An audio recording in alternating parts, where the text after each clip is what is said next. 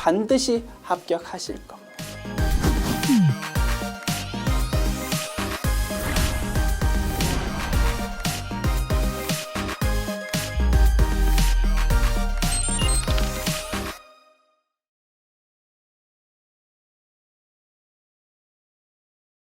안녕하세요. 전산회계 1급 특별회차 기출문제 이론편 보겠습니다. 문제 1번. 다음 중 회계의 기본 가정에 대한 설명으로 틀린 것은 1번. 계속기업의 가정이란 기업 실체는 그 목적과 의무를 이행하기에 충분할 정도로 장기간 존속한다고 가정하는 것을 말한다. 맞다, 그지요? 2번. 기간별 보고의 가정이란 기업 실체의 존속기간을 일정한 기간 단위로 분할해서 각 기간별로 재무제표를 작성하는 것을 말한다. 맞습니다.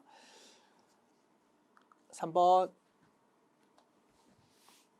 기업 실체의 가정이 도입되는 근본적인 이유는 소유주가 투자의 결과로서 당의 기업 실체에 대해 갖고 있는 청구권의 크기와 그 변동을 적절히 측정하기 위함이며 소유주와 별도의 회계 단위로서 기업 실체를 인정하는 것이다. 길게 썼는데 맞다, 그지요?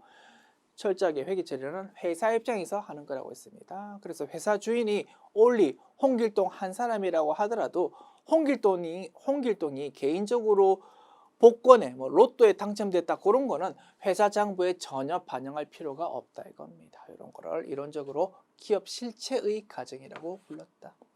1, 2, 3번 맞으니까 4번이 틀렸겠다, 그죠? 정답은 4번이고요.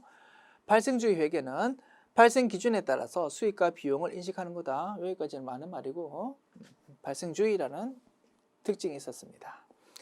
재무상태표, 손익계산서, 자본변동표, 현금흐름표 모두 발생 기준에 따라 작성한다. 이 뒷부분이 틀렸다 이겁니다. 재무상태표, 손익계산서 당연히 발생주의에 따라 작성합니다. 다만 현금 흐름표라는 거는 뭡니까? 현금이 들어오고 나가는 부분에 대한 보고서다, 그지? 그러다 보니까 할 수 없어. 현금주의가 될 수밖에 없다 이겁니다. 그래서 동그라미 4번 지문 뒷부분이 틀렸다. 정답 4번이 되겠습니다. 사실은 우리가 현금 흐름표라는 보고서에 대해서 자세하게 공부하지 않았다, 그지요? 그래서 이 부분에 대해서 동그라미 4번 지문을 뒷부분 정확하게 판단하기 어려울 수 있습니다. 괜찮아. 우리가 알고 있는 지식 범위 내에서 자신감 있게 답 선택하고 넘어가면 되는 겁니다.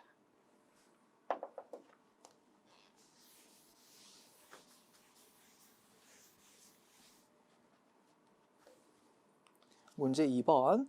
다음 중 재고자산의 평가 방법에 대한 설명으로 가장 옳지 않은 것은 동그라미 1번. 개별법은 실제 물량 흐름과 원가 흐름이 일치하는 평가 방법이다. 그지요? 물건 한 개 한 개마다 꼬리표 딱 붙여가지고 회계 처리하는 거니까 제일 정확하고 이상적이다, 그지? 그런데 실무에서 적용할 수는 없다 이겁니다. 불가능하다. 그래서 굳이 실무에서 적용한다면 매우 고가의 물건이면서 1년에 거래가 몇 개 없는 그럴 때만 겨우 쓸 수 있을 거다 이겁니다. 그게 개별법. 맞는 설명이고 틀린 거 찾습니다. 자, 2번. 선입선출법을 적용할 때 기말재고는 최근에 구입한 따끈따끈한 물건으로 구성된다. 그지요? 먼저 구입한 게 먼저 팔리니까 기말재고는 가장 최근에 구입한 것이 된다. 3번. 물가 상승 시 선입선출법을 적용하면 평균법에 비해서 일반적으로 매출총이익이 작게 계산된다. 여기 틀렸다, 그죠? 자, 일반적인 가정, 물가는 올라가고 기말 재고 수량이 기초 재고 수량보다 작지 않다라는 가정을 했을 때 재고 수량에 대해서는 언급이 없으니까 기초 재고 수량이랑 기말 재고 수량이 그냥 똑같다라고 보면 되겠다, 그죠? 일반적인 가정이 될 겁니다. 물가 상승하는 상황이다. 그때 자, 여러 가지 단가 결정 방법 중에서 기말 재고 금액이 제일 큰 것이 무엇이었습니까? 선입선출법이었다, 그죠? 가장 최근에 구입한 게 기말 재고로 남는 거니까 물가 점점 올라가니까 가장 최근에 구입한 게 단가가 제일 비쌀 겁니다. 가장 높은 금액이 기말 재고가 된다 이겁니다. 자, 기초재고 플러스 단기 매입이라는 판매 가능 상품 금액을 기말 재고랑 매출 원가가 갈라먹는 형태다 보니까 기말 재고가 커지면 매출 원가라는 비용은 작아지는 겁니다. 그죠? 상품이라는 재고자산 계정 과목을 볼 때 기초재고 플러스 단기 매입이 판매 가능 상품입니다. 그 금액을 기말 재고와 매출 원가가 나누어 먹는 형태니까 기말 재고가 크면 매출 원가는 작아질 수밖에 없어. 하나의 금액을 두 사람이 갈라먹는 거니까. 기말 재고가 제일 큰 게 뭐라고? 선입선출법이라고.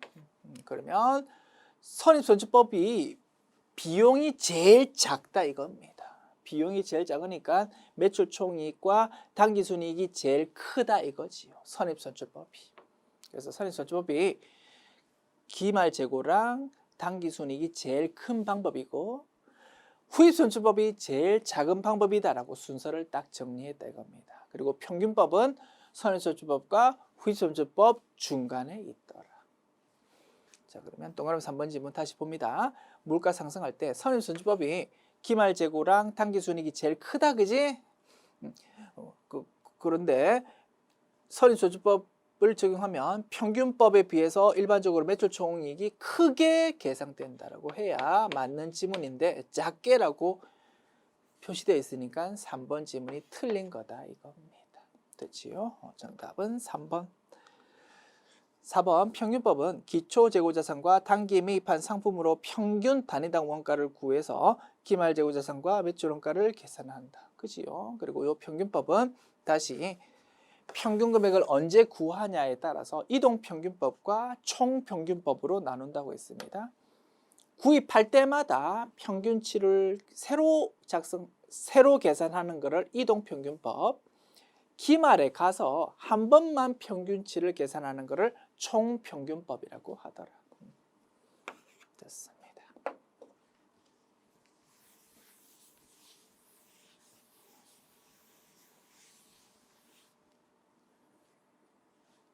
문제 3번. 주식회사 3원 상회는 11월 1일 단기 시세 차익을 목적으로 상장 주식 1000주를 주당 5만 원에 취득하고 취득 수수료 200만 원을 포함해서 5,200만 원을 현금 결제했다. 기말 현재 주식회사 3원 상회는 이 주식을 그대로 보유하고 있고 12월 31일의 공정가치는 주당 5만 5천 원이다. 손익계산서에 반영될 단기 매매 증권 평가 손익은 얼마인가? 길게 적었는데요. 자, 하나씩 분석합니다. 11월 1일에 취득했습니다. 단기 시세 차익 목적으로 주식 샀답니다. 단기 매매 증권으로 회계 처리한다. 그죠? 단기 매매 증권이라는 자산의 증가. 대변에 돈 줍니다. 얼마요? 5,200만 원 현금으로 결제했습니다.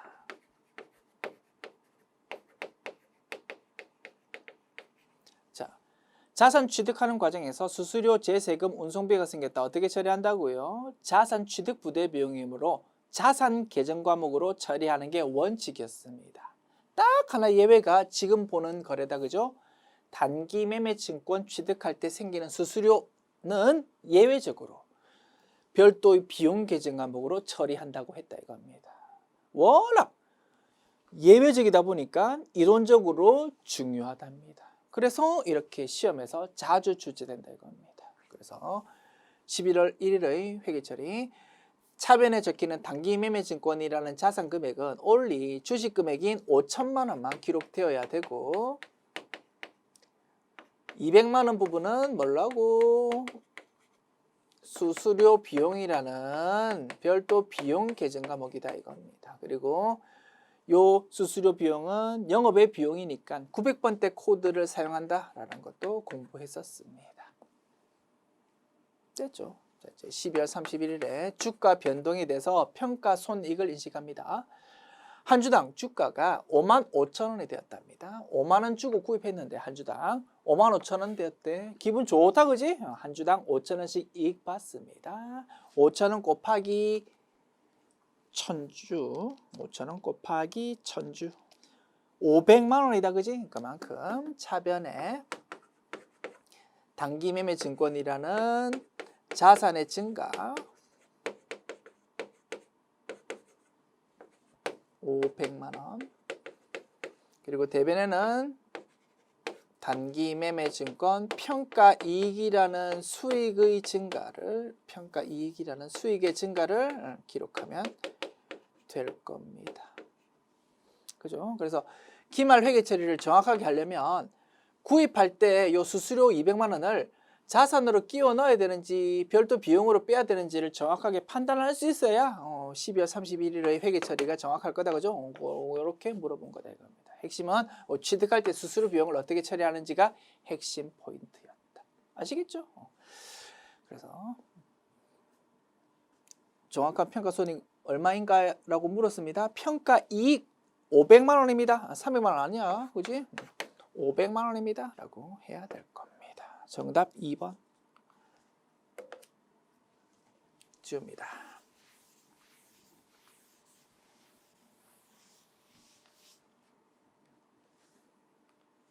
문제 4번 봅니다. 내용연수가 5년인 기계장치를 정률법으로 감가상각할 경우 정액법과 비교하여 1차 연도 감가상각의 결과로 옳은 것은, 자, 감가상각 방법 중에서 정률법이라는 것도 있고 정액법도 있었다. 그죠? 정액법은 뭡니까? 취득원가 빼기 잔존가치라는 감가상각 대상 금액을 내용연수 동안 매년 균등하게 인식하자라는 것이었습니다. 그죠? 그런데 정률법은 일정한 율을 계속 곱하자라는 개념이다 보니까 내용연수 초기에는 감가상각비 인식금액이 엄청 컸다. 그지? 승용차 같은 거를 예를 들었습니다. 그죠? 우리 회사 업무에 쓰려고 트럭, 예를 들까 트럭 한 대를 샀어. 새 트럭이랑 1년 정도 사용한 트럭이랑 가치를 보면 엄청 차이가 있다 이겁니다. 그런데 3년 쓴 트럭이랑 4년 쓴 트럭 같이 보면 별로 차이가 없다 이겁니다. 무슨 의미라고? 내용연수 초기에 가치가 훅 떨어진다. 내용연수 초기에 감가상각비를 엄청 많이 인식한다 이겁니다. 그게 정률법입니다. 그래서 취득원가 빼기 잔존가치라는 감가상각 대상 금액이 예를 들어서 500만 원이다 라고 가정합시다. 요거를 어쨌든 내용연수 5년 동안 비용으로 인식할 거야. 그런데 정액법은 매년 똑같은 금액, 매년 100만 원씩 따박따박 비용 인식하는 반면 정률법은 내용연수 초기에는 엄청 많이, 예를 들어서 200만 원 이렇게 인식하다가 내용연수 말 끄트머리가 되면 엄청 작은 금액, 50만 원 이렇게만 인식한다 이겁니다. 됐죠? 1차 연도, 즉 내용연수 초기라면 누가 감가상각비 비용 금액이 크다고요? 정률법이 더 크다 이겁니다. 비용이 크면 당기순이익은 작아질 거다. 그죠? 그래서 정률법일 때는 정액법과 비교해서 내용연수 초기에 당기순이익은 작고, 그죠? 그리고 감가상각 누계액이라는 자산의 차감 성격 금액이 크니까 취득원가에서 감가상각 누계액 뺀 장부 금액은 정률법이 작다 이겁니다. 그죠? 그러면 당기순이익은 작고 유형자산 장부 금액도 작게 표시된다라고 되어 있는 1번이 정답 되겠습니다. 됐죠?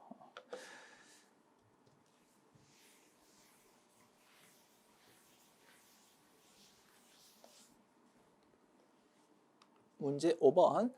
다음은 무형자산과 관련된 내용이다. 틀린 것은 1번 무형자산을 창출하기 위한 내부 프로젝트를 연구 단계와 개발 단계로 구분할 수 없는 경우에는 그 프로젝트에서 발생한 지출은 모두 개발 단계에서 발생한 것으로 본다. 자, 이런 내용은 공부한 적 없다. 그죠? 일단 넘어갑니다. 2번 연구 단계에서 발생한 지출은 미래 경제적 효익을 창출할 무형자산이 존재한다는 것을 입증할 수 없기 때문에 무형자산으로 인식할 수 없고 발생한 기간의 전액 비용으로 회계 처리한다. 맞지요? 그래서 R&D 비용, 그죠? 이라고 부른다. 그죠? 연구 또는 개발과 관련된 지출이 있을 때 연구 활동과 개발 활동으로 나눈다고 했습니다. 연구 단계에서 발생된 지출은 전부 다 그냥 비용 처리하면 돼. 그리고 개발 단계에서 발생한 거는 이제 자산 요건 충족하면은 개발비라는 자산, 그렇지 못하면 경상개발비라는 비용으로 처리한다고 했습니다. 그거 물어보는 겁니다. 연구 단계니까 전부 비용. 2번은 맞고요. 3번. 무형자산의 상각기간은 독점적 배타적인 권리를 부여하고 있는 관계법령이나 계약에 정해진 경우를 제외하고는 20년을 초과할 수 없다. 이런 내용 공부했다고 그죠? 맞다. 4번. 무형자산은 장기간에 걸쳐 영업활동에 사용할 목적으로 보유하는 물리적 형태가 없는 자산으로서 식별 가능해야 되고 기업이 통제할 수 있어야 되고 미래 경제적 효익이 있는 거라야 된다. 그죠? 이러한 내용을 공부했었습니다. 눈에 보이지 않다 보니까 비용 가지고 장난칠 여지가 많기 때문에 엄격하게 그 요건을 딱딱 몇 가지 정해 놓았었다 이겁니다. 그죠? 그래서 4번 지문도 맞다. 그러면 2, 3, 4 지문 맞으니까 1번이 틀린 지문이더라 이겁니다. 정답 1번. 읽어봅니다. 자, 연구활동인지 개발활동인지 나누어서 개발활동에 지출된 것 중에서 자산 요건 충족해야 개발비라는 자산으로 인식할 수 있어. 그런데 경우에 따라서 이게 연구활동인지 개발활동인지 구분이 모호한 경우도 있을 수 있을 거다. 그렇지? 그런 경우를 대비해서 기업회계 기준에서 친절하게 이러한 규정도 딱 언급을 해놓고 있답니다. 개발비라는 자산으로 회계 처리하려면 요건이 엄격해야 돼. 그런데 지금 연구활동, 개발활동인지 자체가 지금 구분이 모호하면 결론적으로 어떻게 하자고요? 그냥 비용으로 처리하자 이겁니다. 자산으로 처리할 수 없어가 결론이고 그거를 이렇게 풀어서 규정하고 있답니다. 자, 그렇게 애매모호할 때는 그 지출이 전부 다 개발 단계가 아니고 연구 단계에서 발생한 걸로 보겠다. 따라서 어떻게 전부 다 비용 처리하겠다가 그 규정의 취지가 되겠습니다. 일리 있습니까? 그래서 이러한 지문도 이러한 규정에 대한 내용도 가끔 시험에 등장하거든요. 알아두면 좋겠습니다. 구분이 혹시 모호하면 그거 전부 다 비용 처리해야 되니까 개발비 아니고 그냥 연구비로 보구나. 고민 없이 그냥 전부 비용으로 처리하자라는 규정의 취지다. 됐습니다.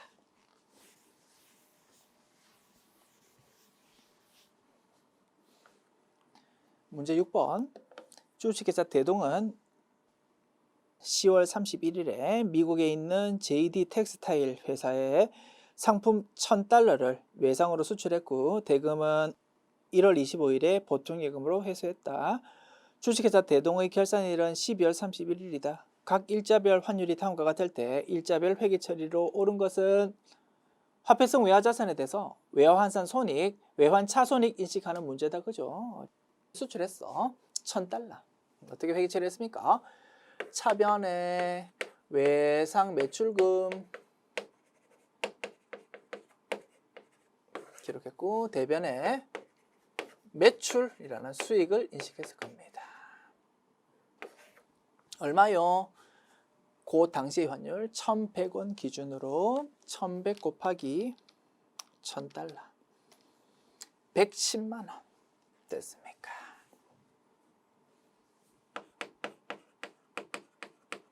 이것도 110만 원 되겠지. 자, 차변의 외상 매출금은 110만 원.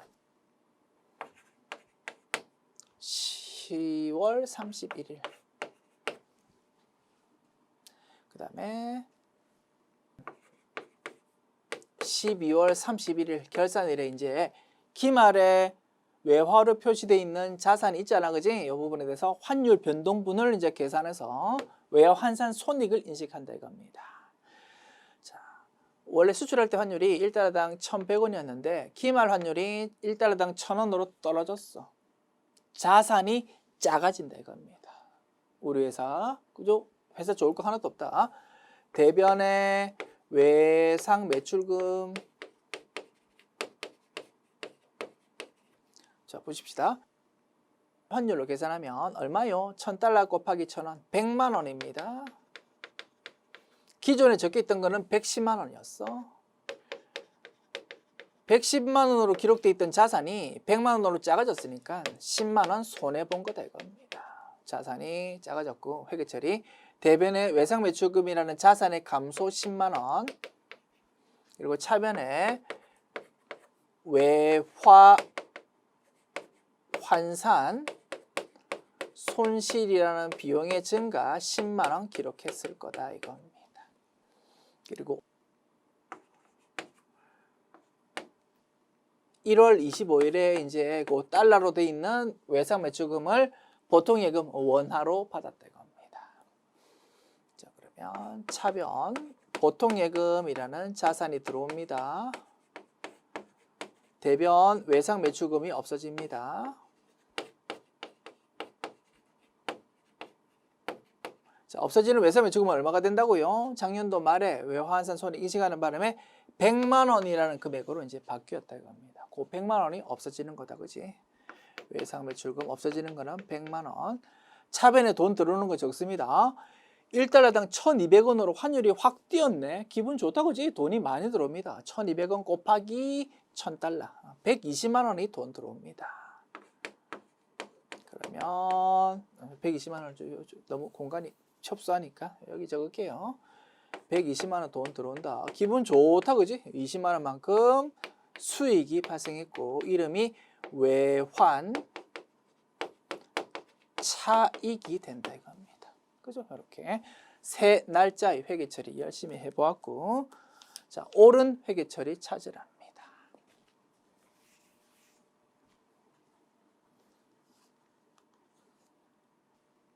12월 31일 분계요. 이렇게 했잖아, 그지? 차변의 외화 환산 손실, 대변의 외상 매출금으로 회계 처리했었어야 되는데 엉터리고, 외환 차순이 아니고 외화 환산 손실이잖아, 그지? 요것도 엉터리고. 회계 처리는 두 개 제시되어 있지만 둘 다 틀렸어. 자, 1월 25일, 자, 차변의 보통 예금 120만 원, 대변의 외상 매출금 100만 원, 그리고 대변의 외환 차익 20만 원. 그죠? 3번이 정답이 되겠습니다. 4번은 뭐 완전 엉망진창이다, 그지? 틀렸습니다. 쉬웁니다.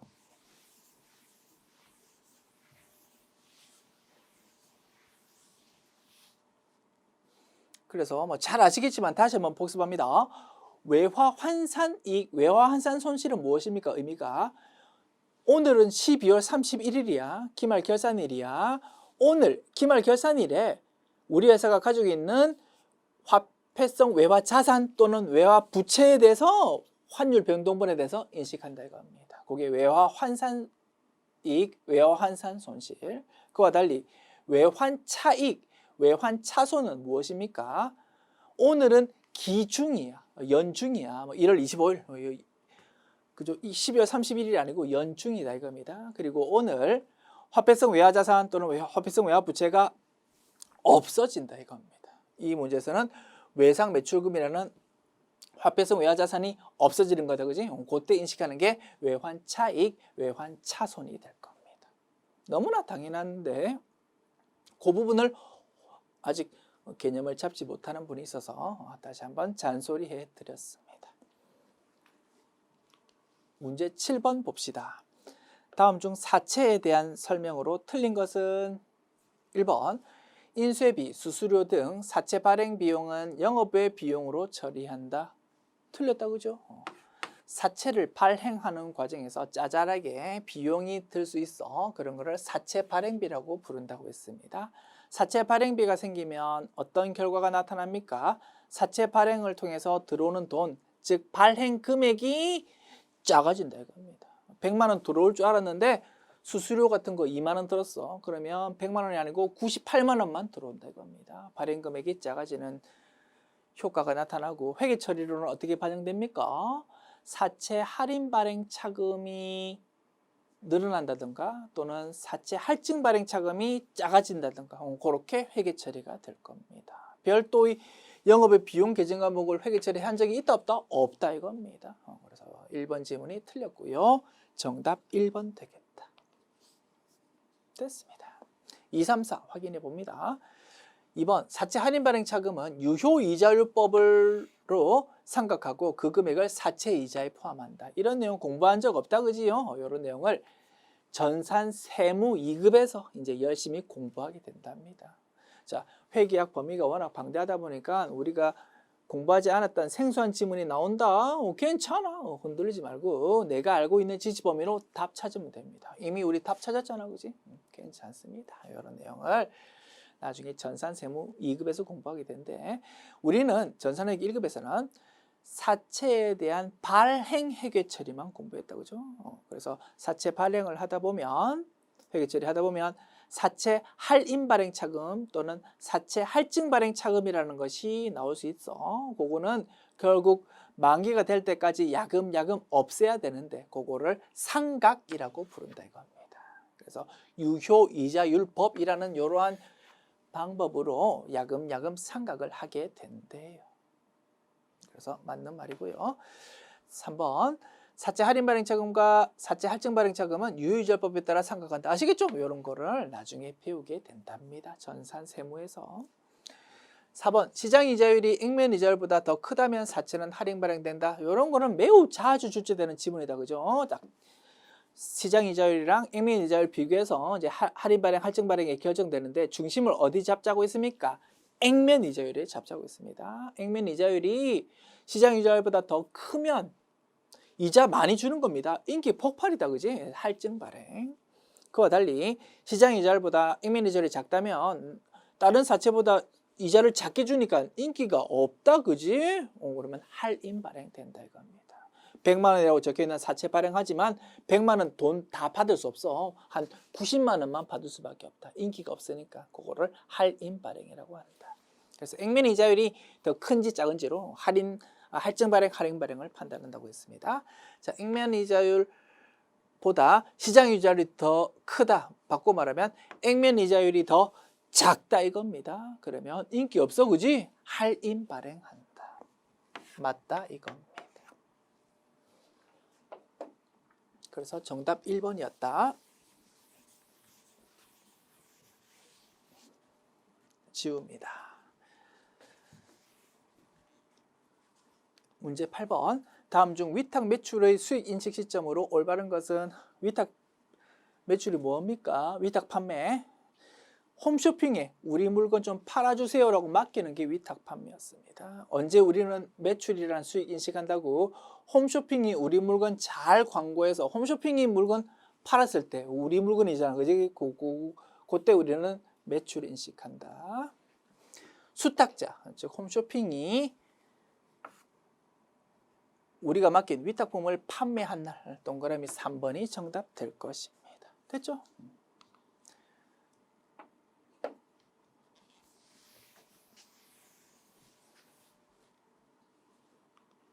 문제 9번. 다음 중 의사결정과 관련된 원가 분류에 해당하지 않는 것은 매몰 원가 이미 발생한 지출이고 현재의 의사결정에 전혀 영향을 미치지 않는다라는 것이 매몰 원가다, 그지?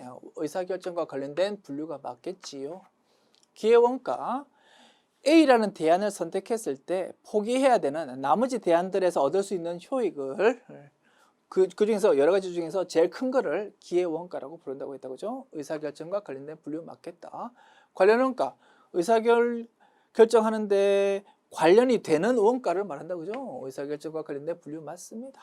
변동원가는 무엇입니까? 원가 행태에 따른 분류였다, 그죠?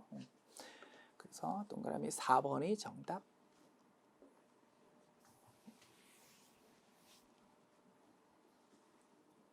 문제 10번. 다음 자료에 의해서 단기 제품 제조 원가를 계산하십시오. 원가의 흐름 문제다, 그죠? 원재료, 제공품, 제품 이렇게 흘러갈 겁니다. 원재료, 제공품, 제품 모두 자산이다, 그지? 나의 자리 왼쪽입니다. 기초금액 왼쪽, 증가 왼쪽, 감소 오른쪽, 기말 오른쪽 그렇게 적힐 겁니다. 자, 기초 원재료 15만 원.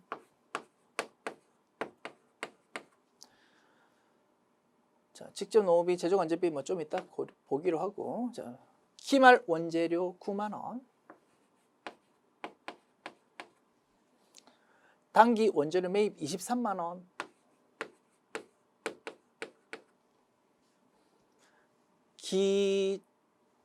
기초 제공품 20만 원. 기초 제품 6만 원. 기말 제공품 24만 원 제시된 내용 하나씩 채워보았고요. 직접 노무비 45만 원. 제조간접비 30만 원. 됐습니다. 자, 내용 파악했고 이제 하나씩 채워갑시다. 동그라미. 자, 원재료 기초 재고 있었고 단기 매입이 있었습니다. 합하면 15만 원 플러스 23만 원 하면 38만 원입니다. 자, 38만 원 중에서 기말에 남아있는 창고에 남아있는 원재료가 9만 원이라고 그러면 얼마를 사용한 겁니까? 29만 원을 사용한 겁니다. 요게 생산에 투입되었다 이겁니다. 요게 재료비. 자, 재료비는 직접 재료비와 간접 재료비로 나눠진다 그지? 간접 재료비는 뭐라고요? 제조 간접비에 해당합니다. 근데 제조 간접비 자료가 별도로 나와 있잖아. 그러면 열심히 구한 29만 원은 뭐라고요? 이 문제의 자료를 보면 결국 직접 재료비가 되는 거다 이겁니다. 됐습니까? 그래서 뭐 이 상태로도 문제 풀 수 있지만 조금 불완전한 자료가 좀 미진한 문제입니다. 문구 한 개 추가해서 교재 수록할게요. 단 간접 재료비는 없다고 가정한다.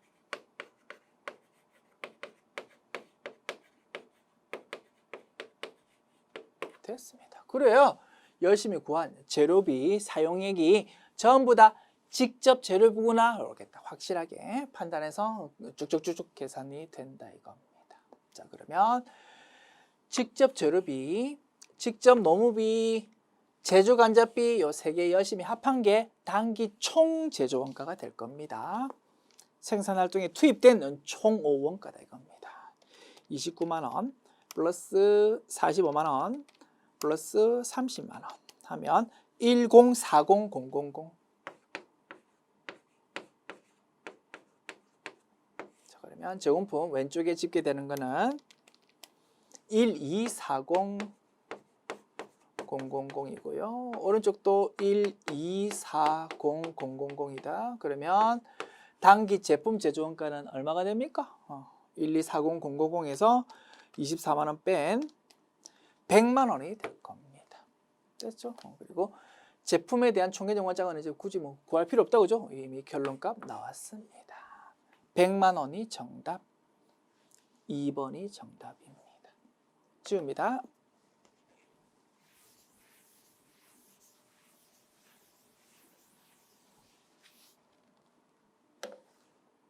문제 11번. 제조간접비와 관련한 자료가 다음과 같을 경우 제조간접비 실제 발생액은 얼마일까요? 정상 개별 원가 계산 문제다 그지요? 제조간접비 기계 작업 시간당 예정 배부율이 300원이랍니다. 작업 시간당 300원. 기계 작업 시간당. 그리고 제조 지시서의 기계 작업 시간, 그러니까 실제 기계 작업 시간, 즉 실제 조업도가 4만 시간입니다. 그러면 예정 배부액은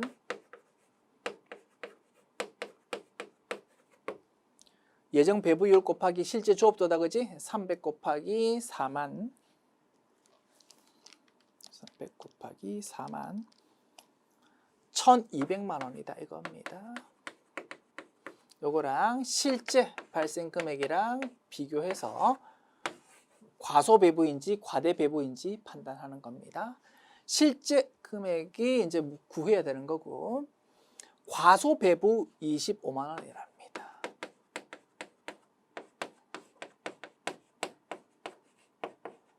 열심히 예정 배부에 구했는데 이게 더 작게 배부된 거다 이겁니다. 그러면 실제 금액은 1200만 원 플러스 25만 원 되겠다. 그죠? 1225만 원이 실제 발생 금액이 되겠네요. 정답은 3번 되겠습니다. 줍니다.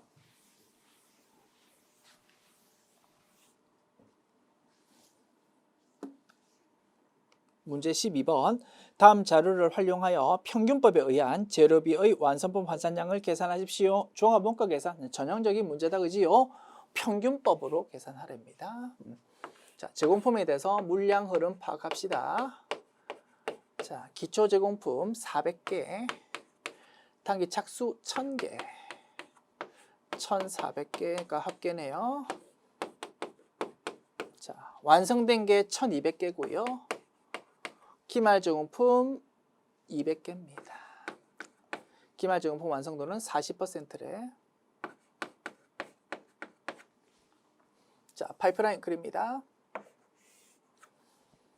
자, 평균법의 경우에는 기초 제공품의 완성도가 60% 있기는 있지만 요거를 인정한다 안 한다? 인정 안 한다. 무시한다 이겁니다. 기초 제공품에 대해서 작년도에 작업했었던 기완성도가 있지만 무시하고 올해에 새롭게 처음부터 투입한 걸로 가정한다라는 게 평균법이다. 그지? 그래서 올리 기말 제공품 완성도만 고려하면 되겠습니다. 자, 0%, 100% 중에서 40%가 여기야.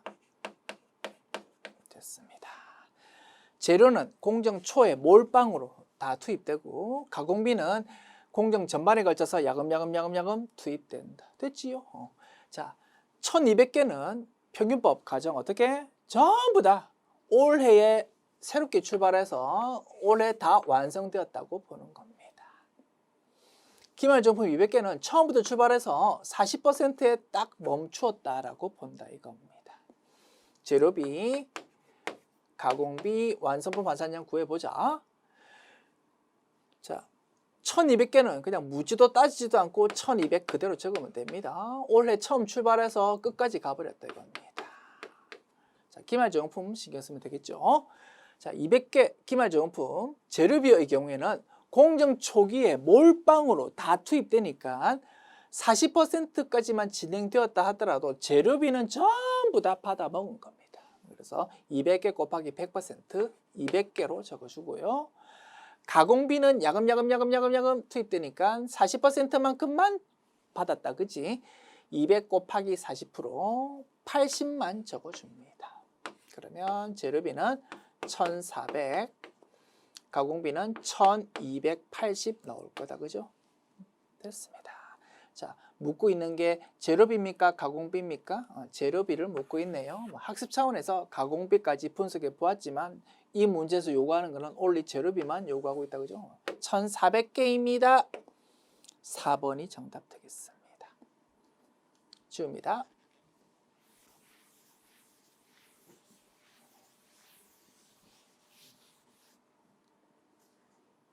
문제 13번. 다음 중 부가가치세법상 과세 기간에 대한 설명으로 가장 옳지 않은 것은 간이과세자는 특이하게도 1년이 과세 기간이더라. 그지? 1월 1일부터 12월 31일. 일반적인 경우에는 일반 과세자의 경우에는 6개월이라고 했습니다. 매우 중요하다. 그지? 6개월. 1월부터 6월까지가 하나의 과세 기간, 7월부터 12월까지가 하나의 과세 기간. 그래서 1월부터 6월을 1기, 7월부터 12월을 2기라고 불렀었습니다. 그게 일반적인데 간이과세자는 좀 예외적으로 1년을 과세기간으로 하더라.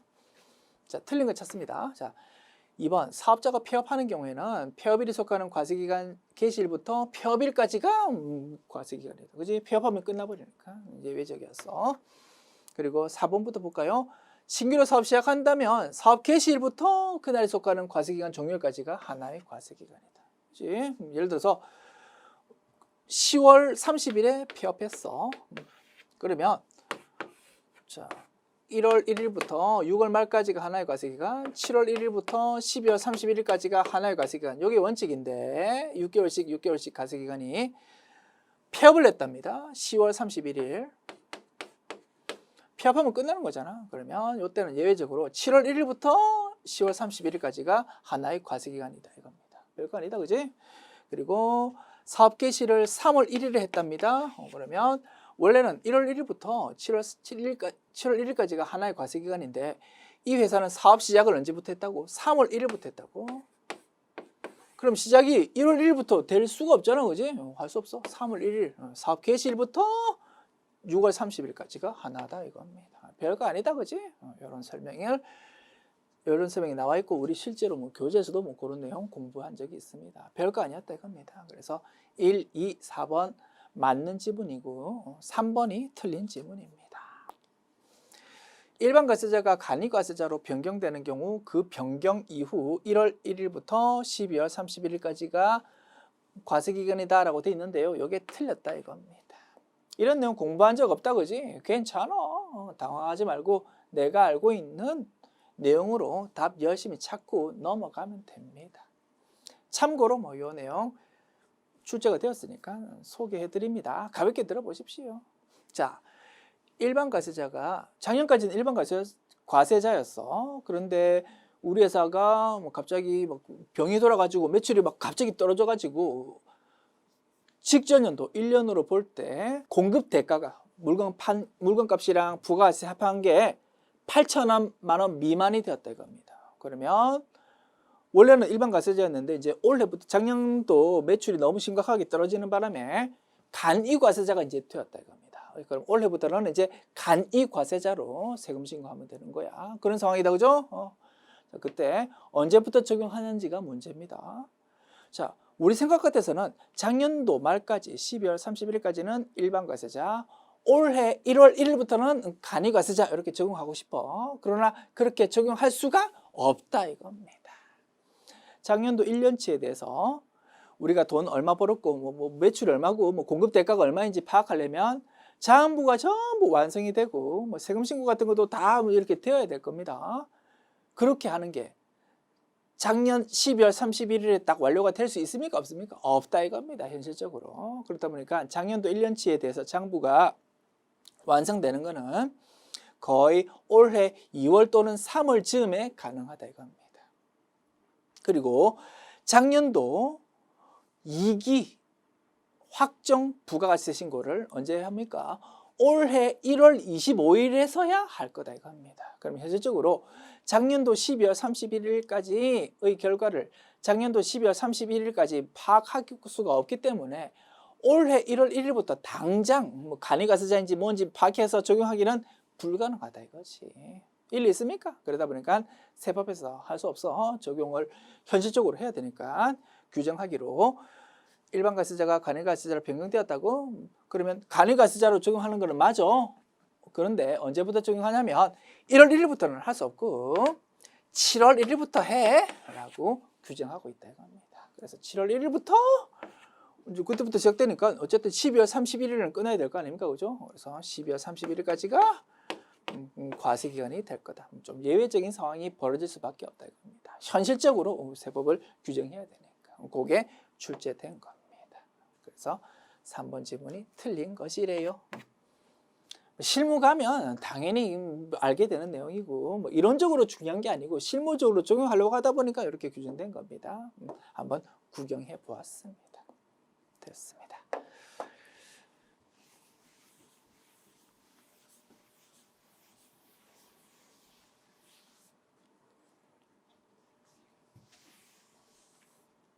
다시 한번 잔소리. 이 내용 자체가 중요한 게 절대 아니야. 가끔 생소한 내용 나오더라도 어떻게 하자고? 내가 알고 있는 내용으로 자신감 있게 빨리 판단해서 빨리 넘어가는 게 핵심이다. 됐습니다. 문제 14번. 다음 중 부가가치세법상 용역의 공급에 해당하지 않는 것은 요게 재화의 공급인지 용역의 공급인지 헷갈릴 수가 있다 그지? 그래서 뭐 이런 것들은 용역의 공급입니다 라고 몇 가지 소개해서 썼다 이겁니다. 그거 건설업의 경우 동그라미 1번 건설업자가 건설자재의 전부 또는 일부를 부담하는 것. 건설업은 그냥 용역의 공급으로 보기로 했다 이겁니다. 그 다음 동그라미 3번부터 할까? 산업상 상업상 또는 과학상의 지식 경험 또는 숙련에 관한 정보 제공하는 것 뭐 이런 것도 용역 공급의 예에 있었다 그죠? 눈에 보이지 않는 거니까 서비스 제공하는 거다 그지? 4번 자기가 주요 자재를 전혀 부담하지 아니하고 상대방으로부터 인도받은 재화를 단순히 가공만 인가공만 해주는 것도 용역 공급이었다 그죠? 곰 인형 눈 붙이는 거 그죠?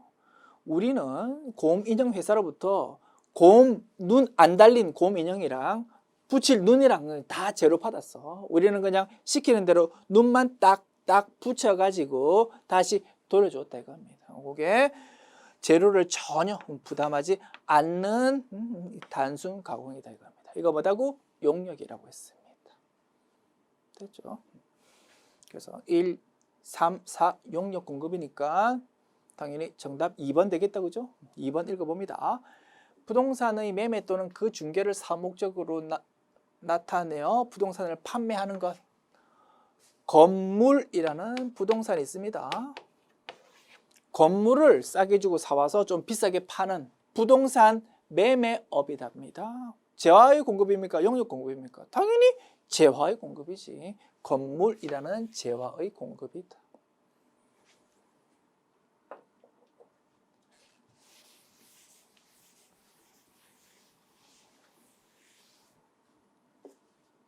문제 15번. 다음 중 현행 부가가치세법에 대한 설명으로 가장 틀린 것은 1번. 신규로 사업을 시작하려는 자는 사업 개시 이전이라도 사업자 등록을 신청할 수 있다. 그죠?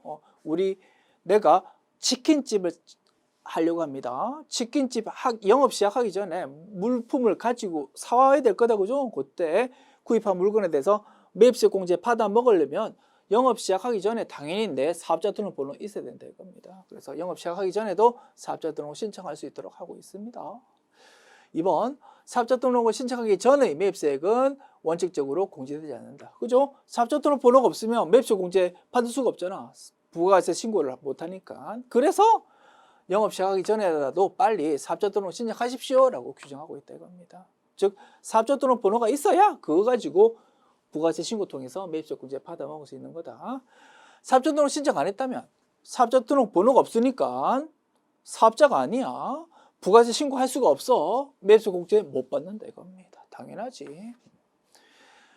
3번. 주사업장 총괄 납부 시 종된 사업장은 부가가치세 신고 의무가 없다. 틀렸다 그죠? 매우 자주 출제되는 지문이었습니다. 주사업장 총괄 납부는 무엇입니까? 서울 본점, 부산 지점이 있을 때 부가가치세법은 철저하게 사업장별 신고 납부 제도다 보니까 서울 본점, 부산 지점이 하나의 회사이지만 사업자 등록번호 자체가 서로 다르다고 했습니다. 서울 따로, 부산 따로. 그러니까 부가가치 신고는 따로따로 할 수밖에 없어. 다만 납부만 두 군데를 합해가지고 한 군데에서 할 수 있는 제도가 주사업장 총괄 납부 제도였다. 그지? 그러니까 이 제도 적용할 때 신고는 원칙대로 따로따로 해야 돼. only 납부만 한 군데에서 한다 이겁니다. 이게 매우 자주 물어보는 주제다. 그지? 3번 지문. 부산 지점이라고 신고 의무 있어. 신고는 해야 되고 납부만 그냥 서울에서 통합해서 할 수 있는 것이다. 3번이 정답 되겠고요. 됐죠? 정답 찾았고 동그라미 4번 지문 좀 생소할 수 있겠네요. 괜찮아. 생소한 지문 나오더라도 내가 알고 있는 범위 내에서 답 찾으면 돼. 사업자 등록 신청은 사업자 관할 세무서장이 아닌 다른 세무서장한테도 할 수 있다랍니다. 나는 내가 사업자 등록 신청해야 되는 관할이 역삼 세무서야. 그런데 실수할 수 있잖아. 내가 이런 일을 생전 처음이니까 그 옆에 있는 강남 세무서에 가가지고 거긴 줄 알고 끌적끌적 머리 끌적거리면서 제출했다 이겁니다. 세무서에서 안 됩니다. 돌아가십시오 하겠습니까? 받아주지요. 받았다가 그 관할 세무서, 역삼 세무서로 토스해 주는 거지 뭐. 당연한 소리인데 뭐 그런 게 세법 규정이 있다 이겁니다. 그거를 굳이 이렇게 문제로 소개한 거고요. 맞는 질문이야. 괜찮아 이런 거 몰라 뭐 애매해도 애매할 것도 없어. 고민할 것도 없고 정답은 이미 찾았다 이겁니다. 됐습니다. 지금까지 특별회차 풀어보았습니다. 수고했습니다.